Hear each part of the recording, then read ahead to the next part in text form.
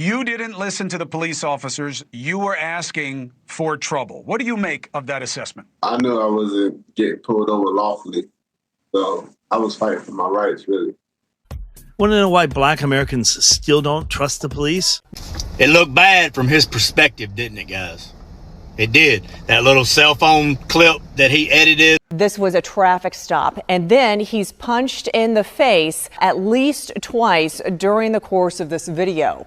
The Jacksonville Sheriff's Office telling us that McNeil was pulled over for not having his headlights on while it was raining. McNeil refusing to get out of the car when told to by police officers. Millions of people have seen a clip recorded by William McNeil Jr. of Florida being struck in the face by Jacksonville police officer D. Bowers during a traffic stop earlier this year. Have you guys seen the video of the guy that was arrested and they broke his window and they punched him in the face? I've seen both sides, so don't come for me that there's another side, because there is not. This has prompted an excessive use of force investigation. Article just came out. No criminality was found.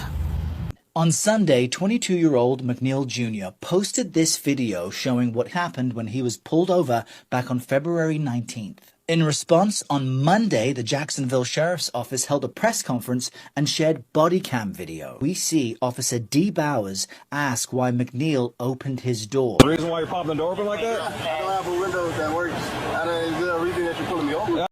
So guys, in the video you can see William McNeil stopping over. That shows that he was compliant, because if he was not compliant, maybe this video or this would have resulted into a chase. And you know, when chases ensue, it ends up with shooting or car accidents. So he has complied first, that's for sure, because he has stopped over, and the police officer has the right of asking him why he has opened the door. In most of the cases, you'll find that when the police stop someone, most of the people don't open their doors or until when the police officer gets near the vehicle, and then they pull down their window. But McNeil told the officer that his door is not working, so that's why he opened the door. And maybe the police officer was in fear. Maybe McNeil was having a weapon or something, and that's why he asked why he was opening the door. Absolutely, there's a reason why I'm pulling you over. For one thing, inclement weather, you don't have your lights on. Two things, you're not wearing your seatbelt. It's daylight. I don't need the lights, and it's not weather. It's not raining. Oh, this is inclement? It's not raining. Okay, I'm not arguing with you. I'm telling you why I'm pulling you over. Give me your driver's license, registration, proof of insurance. No, call your supervisor. Why? Excuse me? Call your supervisor. Why did you pull me over? 7735. I'm proper driver. I've already told you. Why did you pull me over? At this point, McNeil maybe sees like the police officer is trying to harass him, because the reason that he has given him about not putting his headlights on and not putting on his seatbelt. But about his seatbelt, how did he detect that he has not put on his seatbelt? Because he was recording at an angle. Step out of the vehicle. No, step out of the vehicle. At this point, McNeil still fails to step out of the vehicle, even though the police officer has requested him to step out. In a recent interview on one of the YouTube channels, McNeil said that he feared for his life because one of the officers had withdrawn his gun and he didn't take it lightly. When you made the decision to not do what they were telling you to do, take me through why you did that. I was scared. I was very, very frightened and afraid for my life. The first initial cop who pulled me over, he first put his hand on his gun right before I closed my door. That was my reason of closing my door. Bowers then asks for license and registration, to which McNeil replied, "No, call your supervisor," then closes his door. Bowers then calls for backup, which arrives quickly, and he instructs McNeil several times to open the door or he would break the window to remove him. Now this is where McNeil's video from inside the car begins. We see him asking the backup officer, who is unidentified, what law he's breaking, and he requests once again to speak with a supervisor. He writes in his post, quote, "Things escalated quickly, as you can see."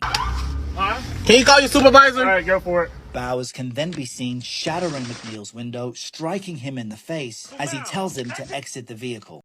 So McNeil requested the supervisor. They refused to call the supervisor, and they decided to shatter McNeil's window, his vehicle's window, And even after shattering the window, you can see how they are doing it. They were thinking maybe he had a weapon, something of the sort, because the police officer is sitting the window and moving his body away.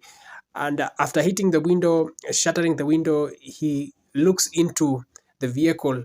He sees McNeil is not armed in any way. And then he further proceeds to hit him on his chin. You know, when you are frightened, you either fight or fear.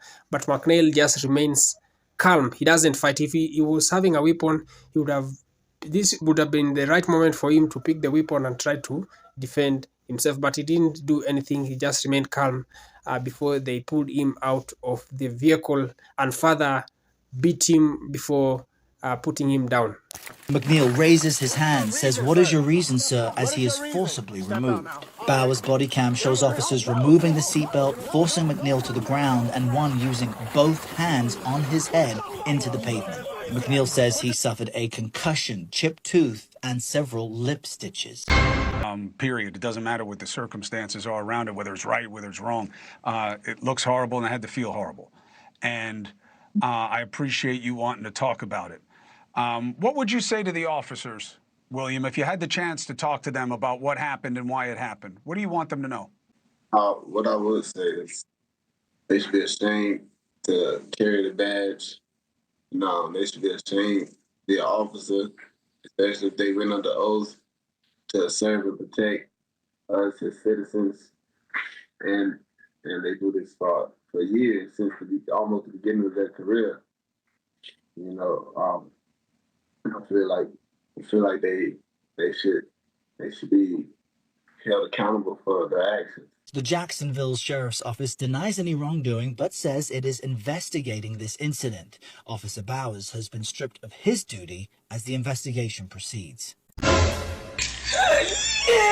Anthony McNeil, Jacksonville, Florida. It looked bad from his perspective, didn't it, guys? It did. That little cell phone clip that he edited, or however that got posted and went viral to all of us, that looked bad. It looked like the same old corrupt police doing the same old business. But that was not the case when that body cam footage came out. And I commend that sheriff for getting that stuff out within 24 hours. I mean, it was boom. Because it does justify what we saw. The only thing that is still a little questionable is after he broke that window, why did he administer that strike to the face?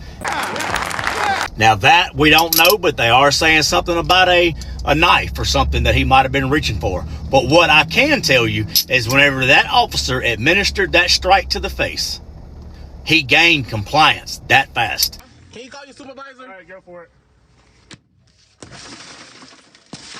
Exit the vehicle now. Exit the vehicle. Show me your hands. Here. The guy was resisting the whole time simply because he had a suspended driver's license and he was scared. That's number one. That was the whole ticket to everything. Well, I got a suspended license.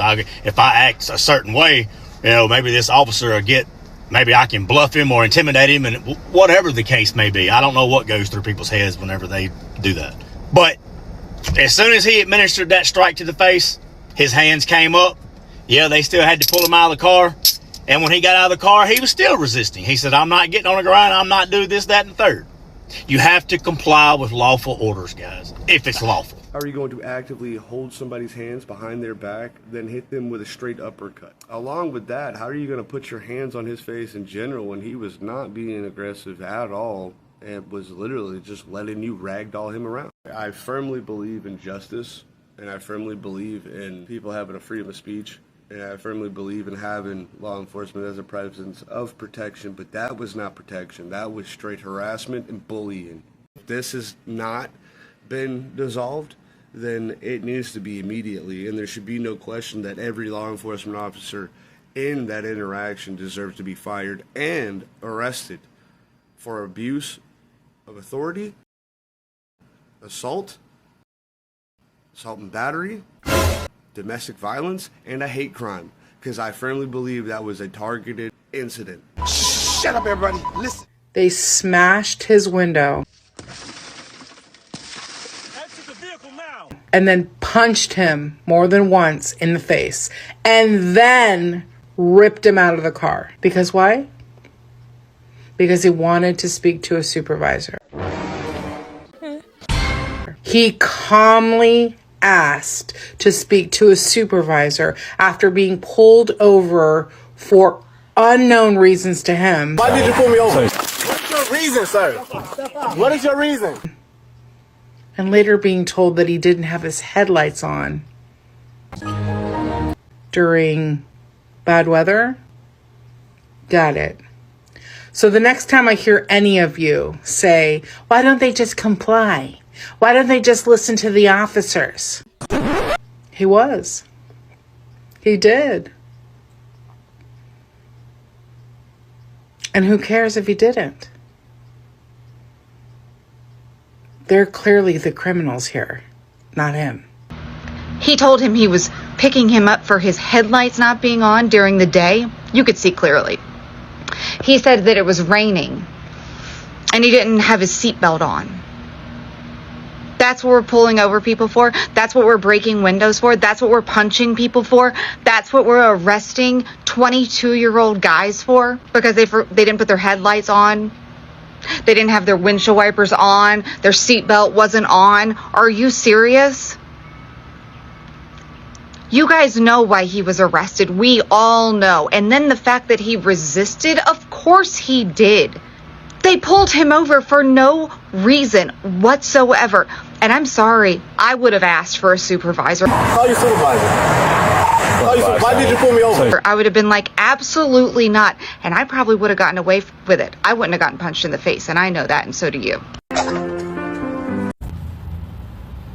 Did y'all watch the same video that I did? Because that was absolutely horrendous, outrageous. I don't care what kind of excuses they're going to pull and try to say it was justified in any kind of way. It just wasn't. It was cruel, it was brutal, and it was not okay. Absolutely disgusting behavior.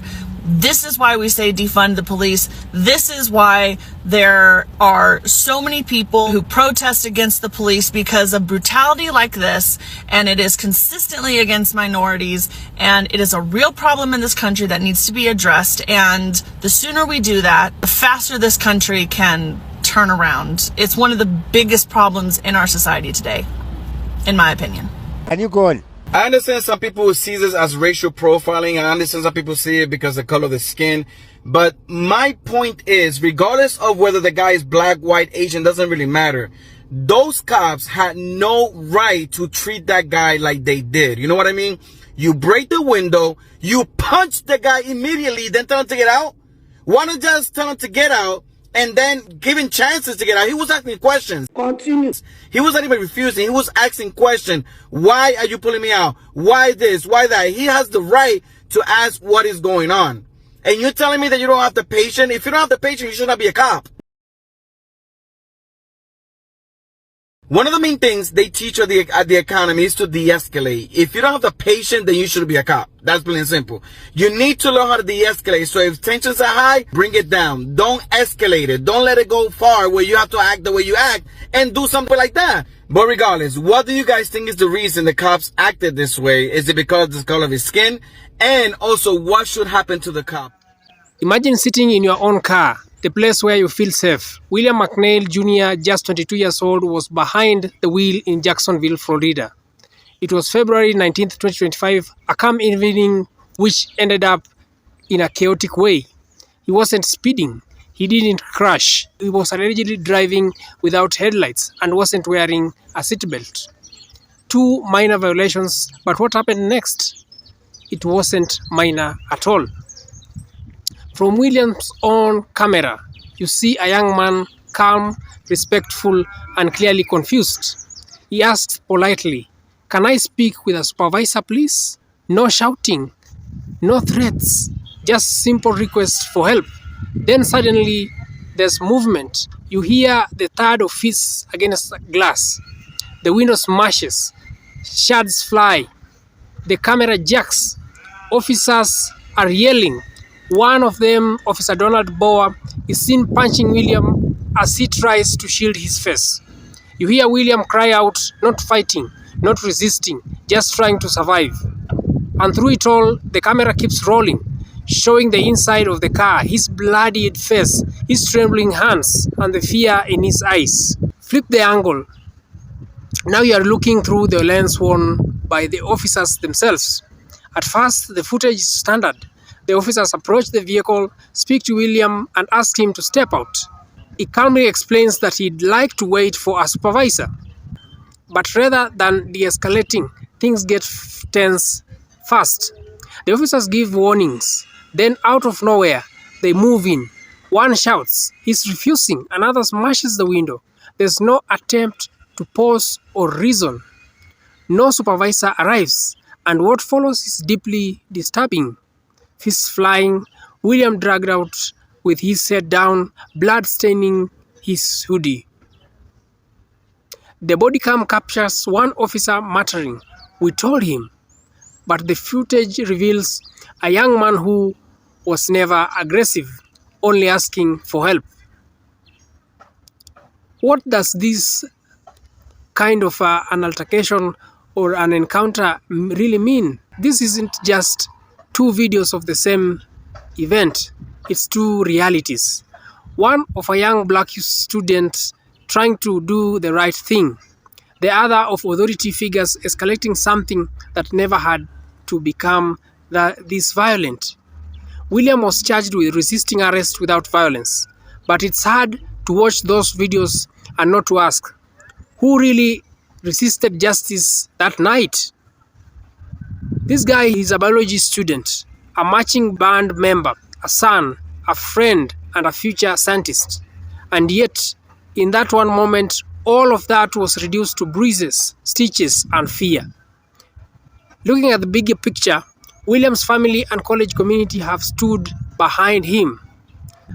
Civil rights lawyers Ben Crump and Harry Daniels have taken on his case, demanding accountability. But beyond the legal fight, there's a deeper truth here. It's a story about dignity, about power, and about how quickly respect can be shattered when fear and prejudice take control. Whether you see it from his camera or the police, one thing remains clear. William didn't deserve this. His voice, his restraint, his pain, all of it is real. And his story echoes thousands of others who have gone unheard for too long.